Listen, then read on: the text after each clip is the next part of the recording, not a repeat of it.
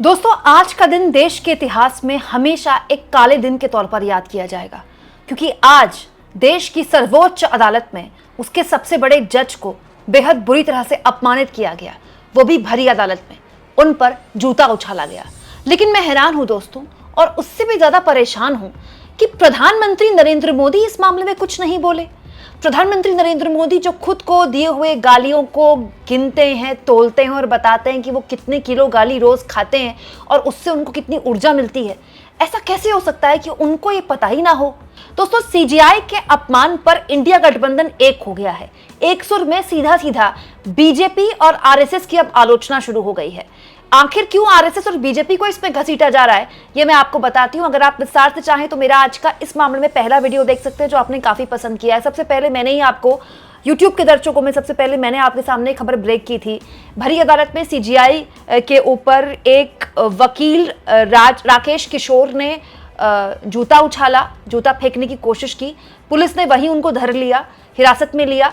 CJI ने बोला उन्हें छोड़ दीजिए, लेकिन फिलहाल बार काउंसिल ऑफ इंडिया ने उन्हें तत्काल प्रभाव से निलंबित कर दिया है। कोर्ट, ट्रिब्यूनल या अधिकरण में पेश होने की अब कोई अनुमति उनके पास नहीं है, उनको निलंबित कर दिया गया है। लेकिन इस पूरे मामले में प्रधानमंत्री नरेंद्र मोदी से सवाल पूछने शुरू कर दिए हैं इंडिया गठबंधन ने, और उससे भी बड़ा सवाल अब उठाना शुरू कर दिया है लोगों ने कि क्या जस्टिस गवाई को अब चौराहे पर जूता मारने की धमकियां मिल रही हैं।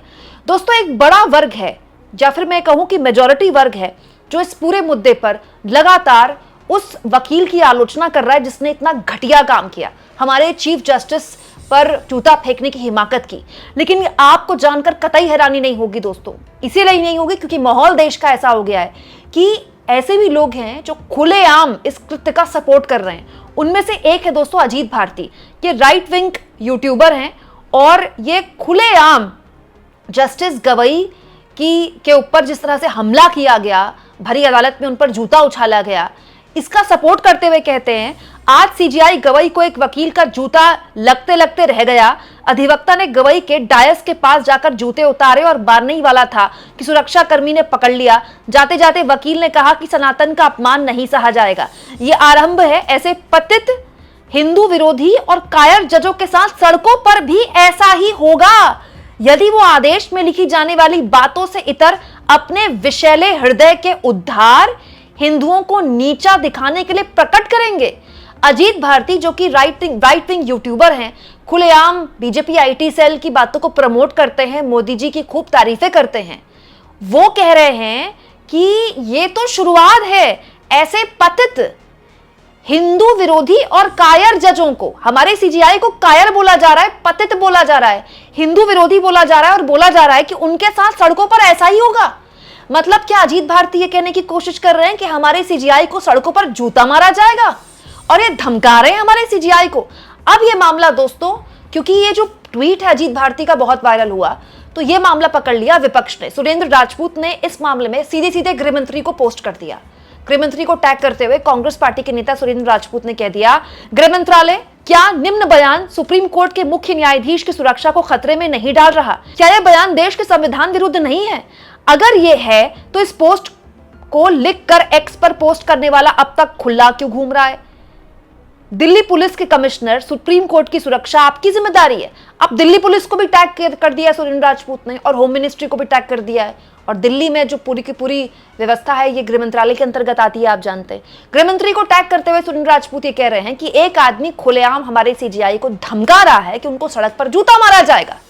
आगे भी वो पतित हैं, वो हिंदू विरोधी हैं, वो क्या कायर है, हमारे सीजेआई को कायर बोला जा रहा है और बोला जा रहा है सड़कों पर भी ऐसा होगा। और गृह मंत्रालय क्या कर रहे हैं भाई? खुलेआम हमारे सीजेआई को न केवल ट्रोल किया जा रहा है दोस्तों, उनको अपमानित किया जा रहा है, सिर्फ इसीलिए कि उन्होंने पूर्व में एक बयान दे दिया। आप उससे इत्तेफाक नहीं रख सकते, आप उसका विरोध कर सकते हैं, लेकिन इस तरह का व्यवहार और उस व्यवहार को जस्टिफाई करना ये कितना खतरनाक है। और उससे भी ज्यादा खतरनाक है दोस्तों प्रधानमंत्री नरेंद्र मोदी की चुप्पी। क्या आप जानते हैं दोस्तों, इस मामले के बाद से मैं प्रधानमंत्री मोदी से उम्मीद कर रही थी कि वो कुछ बोलेंगे, क्योंकि विपक्ष के लगभग हर नेता ने इसका विरोध किया। सबसे पहले कांग्रेस पार्टी के राष्ट्रीय अध्यक्ष मल्लिकार्जुन खड़गे ने बयान दिया, सोनिया गांधी ने औपचारिक बयान दिया है जो बहुत ही कम बोलती हैं, प्रियंका गांधी बोली है, एम.के. स्टालिन बोले हैं तमिलनाडु के मुख्यमंत्री, इसके अलावा दोस्तों केरला के मुख्यमंत्री पिनरई विजयन बोले हैं, तमाम विपक्षी दल, अखिलेश यादव बोले हैं, लेकिन प्रधानमंत्री नरेंद्र मोदी जानते हैं क्या बोले हैं? वो बोले हैं, देश भर के मेरे परिवारजनों को शरद पूर्णिमा की ढेरों शुभकामनाएं। ये पावन अवसर आप सभी के लिए संपन्नता, प्रसन्नता और उत्तम स्वास्थ्य लेकर आए। मां लक्ष्मी और चंद्रदेव की कृपा से सबका कल्याण हो, यही कामना है। अच्छी बात है, मोदी जी को शरद पूर्णिमा याद रही, लेकिन क्या मोदी जी भूल गए कि अभी 1 घंटे पहले वो ये पोस्ट कर रहे हैं, लेकिन दोपहर में एक ऐसा वाकया हुआ है जो नहीं होना चाहिए। तो प्रधानमंत्री नरेंद्र मोदी संविधान पर शीश नवाते हैं, अपना सर झुकाते हैं। तो क्या मोदी जी ये भूल गए कि जो सुप्रीम कोर्ट होता है वो संविधान का कस्टोडियन होता है, और सीजीआई की भरी अदालत में इस तरह से उनका अपमान किया गया। और प्रधानमंत्री का क्या यहां पर हर लिहाज से जरूरी नहीं है कि वो इस मामले की भत्सना करें। पीएम जब भत्सना करेंगे तो एक संदेश जाएगा दोस्तों, ऐसे लोगों पर सख्त कार्रवाई का। लेकिन पीएम ने इस मामले में कुछ नहीं बोला, कोई चुप्पी नहीं तोड़ी। इनफैक्ट मैं वेट कर रही हूं कि बीजेपी का कोई बड़ा नेता इस मामले में बोले, लेकिन कोई नहीं, कोई बोल ही नहीं रहा है, जैसे उनको पता ही नहीं है कुछ हो रहा है। अब इस पूरे मामले में दोस्तों सुरेंद्र राजपूत ने उंगली उठा दी है, न केवल बीजेपी पर बल्कि गोदी मीडिया पर भी, कि इस पर क्यों नहीं कोई हल्ला बोल रहा है, कोई ब्लैक एंड व्हाइट कर रहा है। क्या इस मामले को दबाया जा रहा है, छुपाया जा रहा है? सुनिए। चीफ जस्टिस ऑफ इंडिया के ऊपर जूते से हमला करने वाला राकेश किशोर राइट विंगर लीनिएज का बताया जा रहा है कि वो संघ के काफी कार्यक्रमों में रहता था। क्या भारतीय जनता पार्टी से उसका कोई संबंध है या संघ से संबंध है? इस चीज को लेकर के हमारा मीडिया, हमारा सत्ता समर्थक मीडिया मौन है। कोई इन्वेस्टिगेशन नहीं, कोई डिबेट नहीं। सीजीआई के ऊपर जूता चला, लेकिन मीडिया मौन। मीडिया जो है इसको डाउन प्ले करने की कोशिश क्यों कर रहा है? और अगर इसको डाउन प्ले करने की कोशिश कर रहा है तो क्यों ना हम इस मीडिया को गोदी मीडिया कहें, लटपट मीडिया कहें या लंपट मीडिया कहें, जो देश के संविधान प्रमुख के ऊपर जूता चलने की घटना को कोई घटना ही नहीं मानता, और हल्की सी कोलंबिया में किसी यूनिवर्सिटी में श्री राहुल गांधी जी की स्पीच को सर पे उठा लेता है। संबित पात्रा कोई बात कह देते हैं, उसको सर पे उठा लेता है। जरा जरा सी बातों पर जो लोग पूरे देश में हंगामा करने वाले हैं, डिबेट करने वाले हैं, वो इतनी बड़ी घटना, संविधान के रक्षक के ऊपर जूता फेंकने की घटना हुई है, उस पर आखिर चुप है तो है क्यों? क्या गोदी मीडिया या लटपट मीडिया या लंपट मीडिया ये बताएगा? वहीं दोस्तों सोनिया गांधी ने बकायदा इस पूरे मामले में औपचारिक बयान दिया है। सोनिया गांधी ने बकायदा पूरा बयान जारी करते हुए कहा है, सर्वोच्च न्यायालय में भारत के माननीय मुख्य न्यायाधीश पर हुए हमले की निंदा करने के लिए शब्द पर्याप्त नहीं। ये न केवल उन पर बल्कि हमारे संविधान पर भी हमला है। मुख्य न्यायाधीश गवाही बहुत दयालु रहे, लेकिन पूरे देश को गहरी पीड़ा और आक्रोश के साथ उनके साथ एकजुटता से खड़ा होना चाहिए। बिल्कुल होना चाहिए दोस्तों, मैं तो मानती हूं हर हाल में होना चाहिए।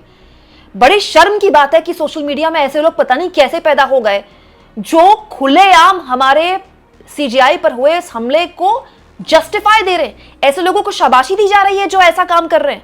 अब इस पूरे मामले में दोस्तों, जैसा कि मैंने आपसे कहा, तमाम इंडिया गठबंधन के लोगों ने इसका विरोध किया। कांग्रेस पार्टी ने तो सबसे पहले प्रतिक्रिया दी, मल्लिकार्जुन खड़गे बोले, प्रियंका गांधी बोली हैं, तमाम विपक्षी दल बोले। अखिलेश यादव ने इस पर सीधा सीधा बीजेपी को आड़े हाथों लेते हुए कहा, कुछ लोगों के हाथ में जाकर तो जूता भी अपमानित महसूस करता है। पीडीए समाज का अपमान करने वाले ऐसे असभ्य लोग दरअसल अपने दंभ और अहंकार के मारे होते हैं।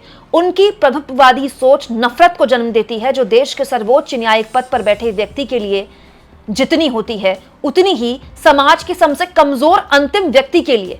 ऐसे लोग वर्चस्ववाद की बीमारी से घोर ग्रसित हैं। हम इसीलिए कहते हैं पीडीए का मतलब पीड़ित, दुखी, अपमानित। पीडीए समाज की उदारता और भलमनसाहट 5000 सालों से ऐसे लोगों को माफ करती आई है, लेकिन इस हद तक अपमान के बाद पीडीए समाज अब और नहीं सहेगा। भाजपा और उसके संगी साथी अपनी सत्ता के अंतिम दौर पर हैं, क्योंकि उनकी भ्रष्ट चुनावी साजिश का भंडाफोड़ हो चुका है। वो अब नहीं जीतेंगे, इसीलिए हताश होकर वो ऐसे कृत्य कर रहे हैं। भाजपाई इस बार जाएंगे तो फिर कभी नहीं आएंगे, क्योंकि जब आबादी का 90% हिस्सा अपने हक अधिकार के लिए जाग गया हो तो 10% का गुरूर और सिंहासन अब और नहीं टिकेगा। भारत के सामाजिक राजनीतिक इतिहास में यह दौर अपमान बनाम सम्मान के संघर्ष का है। पीढ़ी अपने स्वाभिमान और स्वामान का यह अंतिम संघर्ष निर्णायक रूप से जीत कर रहेगा। अखिलेश यादव ने इसको पीढ़ी से जोड़ दिया है।